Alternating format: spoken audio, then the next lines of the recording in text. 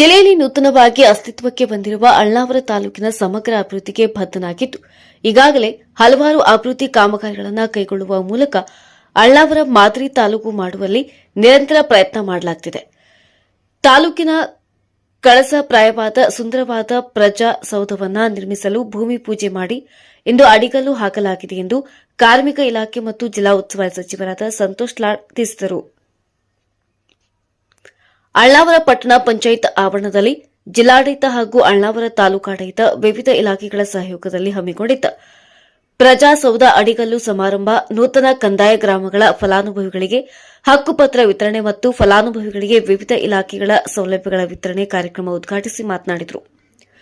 ಅಳ್ನಾವರ ತಾಲೂಕನ್ನು ಸಮಗ್ರವಾಗಿ ಅಭಿವೃದ್ಧಿಪಡಿಸಲು ತಾಲೂಕಿನ ಕೇಂದ್ರ ಸ್ಥಾನ ಅಳ್ನಾವರ ಪಟ್ಟಣ ಹಾಗೂ ತಾಲೂಕಿನ ಪ್ರತಿ ಗ್ರಾಮಗಳಿಗೆ ಅಗತ್ಯವಿರುವ ಮೂಲಭೂತ ಸೌಕರ್ಯಗಳನ್ನು ಕಲ್ಪಿಸಲು ಬದ್ಧ ಇರುವುದಾಗಿ ಸಚಿವರು ತಿಳಿಸಿದರು.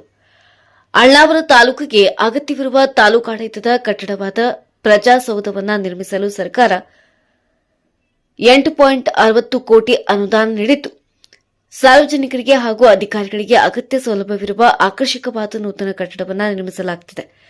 26.30 ಲಕ್ಷ ವೆಚ್ಚದಲ್ಲಿ ನಿರ್ಮಿಸಿರುವ ಅಳ್ನಾವರ ನಾಡ ಕಚೇರಿ ಕಟ್ಟಡ, 50.13 ಲಕ್ಷ ವೆಚ್ಚದಲ್ಲಿ ನಿರ್ಮಿಸಿರುವ ಅಳ್ನಾವರ ಪಶು ಆಸ್ಪತ್ರೆ ಕಟ್ಟಡ, 12 ಲಕ್ಷ ವೆಚ್ಚದಲ್ಲಿ ನಿರ್ಮಿಸಿರುವ ಅಳ್ನಾವರ ಅಂಗನವಾಡಿ ನಂಬರ್ 3ರ ನೂತನ ಕಟ್ಟಡವನ್ನು ಉದ್ಘಾಟಿಸಲಾಗಿದೆ.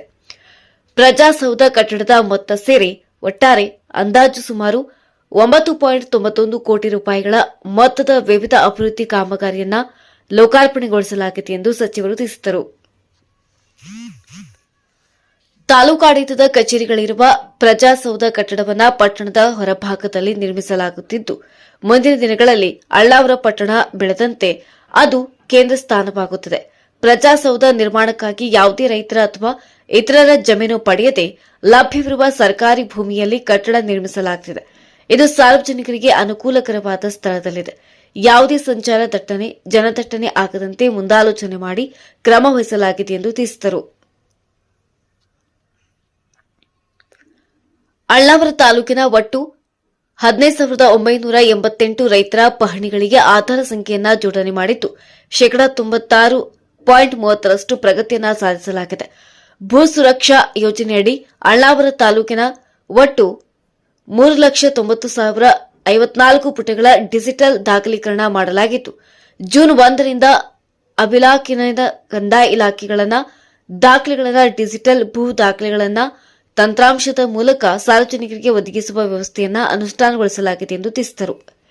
2023-24ನೇ ಸಾಲಿನಲ್ಲಿ ಅತಿವೃಷ್ಟಿಯಿಂದ ಬೆಳೆ ಹಾನಿಯಾದ ಬಗ್ಗೆ 3,666 ಫಲಾನುಭವಿಗಳಿಗೆ ಒಟ್ಟು 3,26,10,601 ಪರಿಹಾರ ಧನ ವಿತರಿಸಲಾಗಿದೆ ಹಾಗೂ 2024-25ನೇ ಸಾಲಿನಲ್ಲಿ ಅತಿವೃಷ್ಟಿಯಿಂದ ಬೆಳೆ ಹಾನಿಯಾದ ಬಗ್ಗೆ 3,052 ಫಲಾನುಭವಿಗಳಿಗೆ ಒಟ್ಟು 1,81,99,365 ಪರಿಹಾರ ಧನ ವಿತರಿಸಲಾಗಿದೆ ಎಂದರು. ಅಳ್ನಾವರ ಪಟ್ಟಣದಲ್ಲಿರುವ 6 ಬೆಡ್ಗಳ ಸಾಮರ್ಥ್ಯದ ಪ್ರಾಥಮಿಕ ಆರೋಗ್ಯ ಕೇಂದ್ರವನ್ನು 30 ಬೆಡ್ಗಳ ಸಮುದಾಯ ಆರೋಗ್ಯ ಕೇಂದ್ರ ಅಂತ ಉನ್ನತೀಕರಿಸಿ ಸರ್ಕಾರವು 2025ನೇ ಸಾಲಿನ ಆಯವ್ಯಯದಲ್ಲಿ ಮಂಜೂರು ಮಾಡಿದೆ ಎಂದು ತಿಳಿಸಿದರು. ಇಂದಿನ ಸಮಾರಂಭದಲ್ಲಿ ತಾಲೂಕಿನ ಸಿದ್ದಾಪುರ ಹೊಸ ಕಂದಾಯ ಗ್ರಾಮದ 57 ಜನ ಫಲಾನುಭವಿಗಳಿಗೆ, ಅಂಬೋಳಿ ಉಪ ಕಂದಾಯ ಗ್ರಾಮದ 25 ಜನ ಫಲಾನುಭವಿಗಳಿಗೆ ಹಕ್ಕುಪತ್ರಗಳನ್ನು ಸಚಿವರು ವಿತರಿಸಿದರು. ಡೋರಿ ಗ್ರಾಮದ ದರಖಾಸ್ತ ಪೋಡಿ ಪ್ರಕಾರ ದುರಸ್ತಿ ಮಾಡಿದ 45 ಜನರಿಗೆ ಪಹಣಿ ಪತ್ರಿಕೆಗಳನ್ನು ನೀಡಿದರು. ಇನ್ನು ಇಂದಿನ ಕಾರ್ಯಕ್ರಮದಲ್ಲಿ ಕಂದಾಯ ಇಲಾಖೆಯಿಂದ 10 ಜನ ಫಲಾನುಭವಿಗಳಿಗೆ ಸಾಮಾಜಿಕ ಭದ್ರತಾ ಯೋಜನೆಯಡಿ ವಿವಿಧ ಮಾಶಾಸನ ಮಂಜೂರಾತಿ ಪತ್ರ ನೀಡಲಾಯಿತು.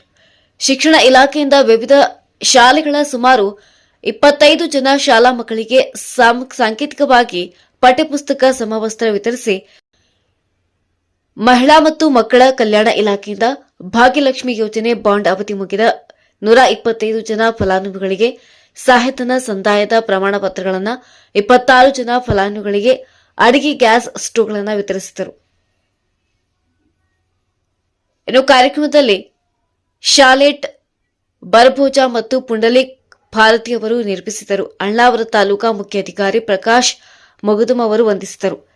ಈ ಸಂದರ್ಭದಲ್ಲಿ ಕರ್ನಾಟಕ ಬಾಲ ವಿಕಾಸ್ ಅಕಾಡೆಮಿ ಅಧ್ಯಕ್ಷ ಸಂಗಮೇಶ್ ಅಪ್ಪಾಸಿ ಬಬಲೇಶ್ವರ್, ಜಿಲ್ಲಾಧಿಕಾರಿ ದಿವ್ಯಪ್ರಭು, ಜಿಲ್ಲಾ ಪಂಚಾಯತ್ ಮುಖ್ಯ ಕಾರ್ಯನಿರ್ವಾಹಕ ಅಧಿಕಾರಿ ಭುವನೇಶ್ ಪಾಟೀಲ್, ಪೊಲೀಸ್ ವರಿಷ್ಠಾಧಿಕಾರಿ ಡಾ ಗೋಪಾಲ್ ಎಂ ಬ್ಯಾಕೋಡ್, ಉಪವಿಭಾಗಾಧಿಕಾರಿ ಶಾಲಂ ಹುಸೇನ್, ಅಳ್ನಾವರ ತಹಸೀಲ್ದಾರ್ ಬಸವರಾಜ್ ಬೆಣ್ಣೆಶೇರೂರ್, ಕೃಷಿ ಇಲಾಖೆ ಉಪನಿರ್ದೇಶಕಿ ಜಯಶ್ರೀ ಹಿರೇಮಠ್, ಸಹಾಯಕ ಕೃಷಿ ನಿರ್ದೇಶಕ ಅನಗೌಡರ್, ತೋಟಗಾರಿಕೆ ಇಲಾಖೆ ಸಹಾಯಕ ನಿರ್ದೇಶಕರಾದ ಇಮ್ತಿಯಾಜ್ ಜಂಗಾಪುರಿ, ತಾಲೂಕಾ ಪಂಚಾಯತ್ ಕಾರ್ಯನಿರ್ವಾಹಕ ಅಧಿಕಾರಿ ಪ್ರಶಾಂತ್ ತುರ್ಕಾಣಿ, ಶಿರಸ್ತೆದಾರ್ ಮನೋಹರ್ ಪತ್ತಾರ್, ತಾಲೂಕಾ ಮಟ್ಟದ ಅಧಿಕಾರಿಗಳು ಹಾಗೂ ಸಿಬ್ಬಂದಿಗಳು ಸಾರ್ವಜನಿಕರು ಉಪಸ್ಥಿತರಿದ್ದರು.